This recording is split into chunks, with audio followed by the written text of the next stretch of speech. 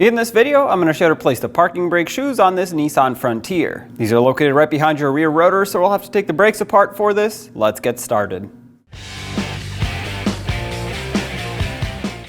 With the vehicle safely raised and supported, use a 21mm socket, remove all 6 lug nuts, and then pull the wheel off. The vehicle may have different wheels based on the trim. If you have these center caps, keep in mind they come off once the lug nuts are off of here, so just make sure you catch it.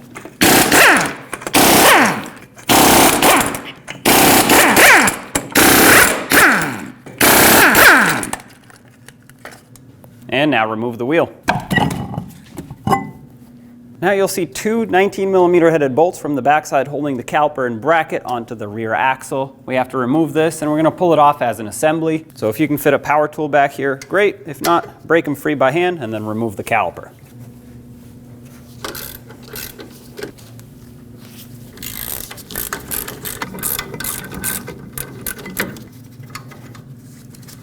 When you pull these off, make sure the washers that are on the bolts stay with the bolts. Remove the caliper and don't hang it by the brake hose. I'm going to take it and flip it right up on top of the rear spring. Now from the front side, remove the rotor. If it doesn't come off easily, it's either stuck to the axle, the hub side of it of course, or the parking brake shoes are holding it up. In my case, it comes right off. The shoes will be held on with these retaining pins and springs. What you can do to release them is put a flathead screwdriver in, give it a couple of pushes just to make sure it's not stuck, and then as you push, turn it 90 degrees. That'll release the pin from the backing shield. You can take this out. We'll do the same to the lower shoe. Now at the front or on the back, if you're working on the other side of the truck, you have an adjuster and a spring. I'm going to spread these shoes apart, pop the adjuster out of place. This spring is not very strong, so it's very easy to pull these right apart. Take this and set it aside. And now this released pressure, so you can take the spring out by hand. Inspect these and any hardware that you remove, pins, springs, adjuster. If they're in bad shape, replace them. Usually they all come in a kit. In my case, they're good, so I can reuse them. Now what you can do is take the shoe from the bottom, or the top one, doesn't matter, pull it out of this lever, and then try to slide it past it. If it gets stuck, just keep wiggling it until it breaks free. Unhook the top one. And there we go. These are out. Unhook the spring. Your shoes are off. Inspect the spring, replace it if needed. It's time to do a little bit of cleaning here. So I have a wire brush and some brake parts cleaner with a drain pan underneath. I'm going to spray all this down and wire brush the areas where the shoes touch, especially right here where they pivot. Get everything nice and clean and then we'll re-lubricate things.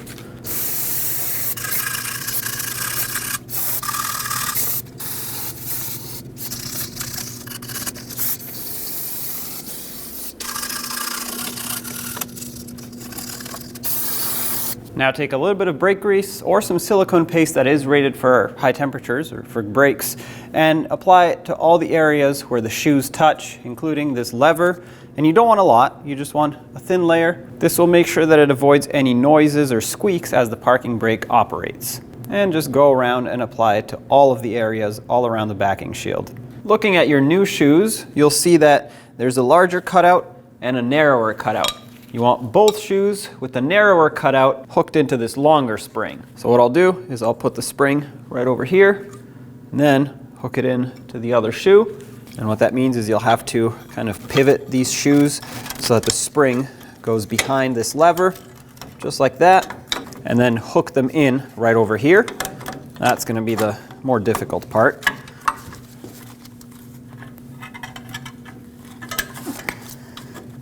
Now you want to line up the shoes so that this hole right here in the center lines up with the mounting hole for the pin, which is right there on the backing shield. Have your pin ready, slide it through with the spring and the cap and everything. Grab your flathead screwdriver, hold pressure on it. You'll have to move the shoe around and kind of look right next to it until you get this pin hooked in.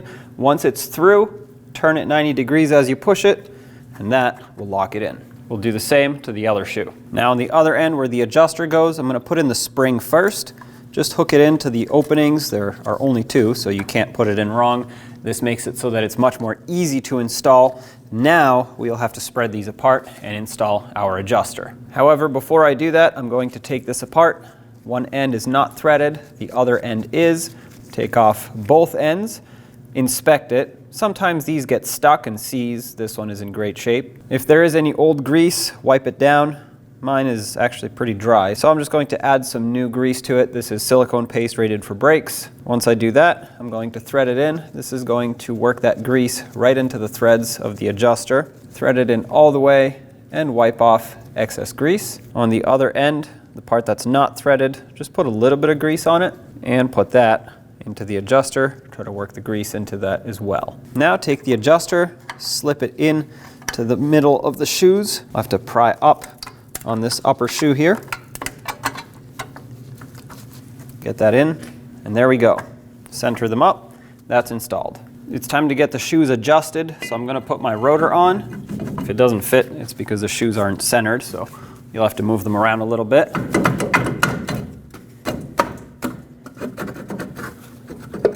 All right, that fit. I recommend actuating the parking brake a couple times at this point. That will expand them, center them up, and then we can come right back to adjusting it. With that done, what you want to listen for is the brake shoes just barely touching.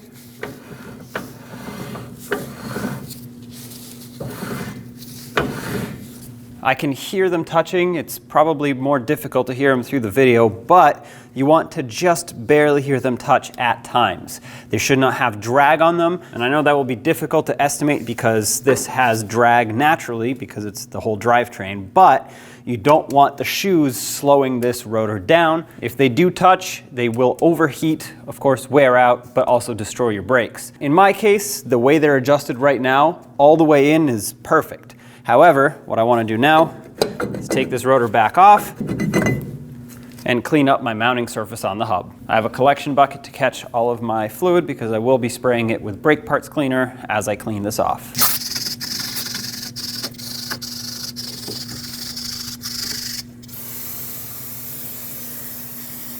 With the axle cleaned up, make sure you clean up the back of the rotor. If you're reusing an old one, I'm putting on a new one. Clean up the mounting surface on the hub. What you can do to do this is use a wire brush or a sanding disc or even a wire wheel on a drill. In my case, this is in pretty good shape. There isn't much rust, so I just want to clean all of this debris up and make sure that I coat it with some anti-seize once I'm done. I have a collection bucket to catch all of my fluid because I will be spraying it with brake parts cleaner as I clean this off.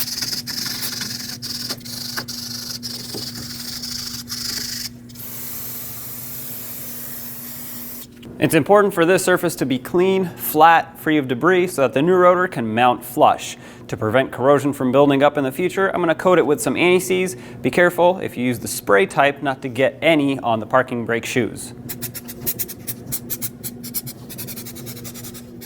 Keep the layer nice and thin. If you put too much, it'll squeeze out, get on the surface of your parking brake shoes where it touches the rotor, and that would not be good because it's going to make them not hold.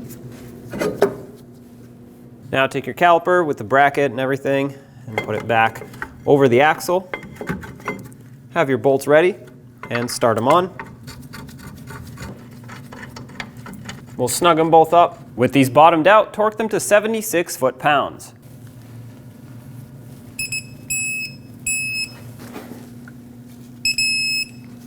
Install the wheel. If your vehicle had these center caps, install them now. And then thread on all 6 lug nuts. We're going to bottom these out in a cross pattern, and then also in a cross pattern, torque them to 98 foot-pounds.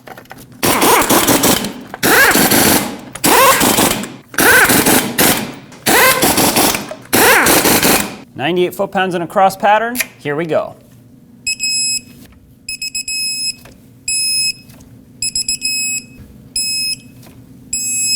Double check them all.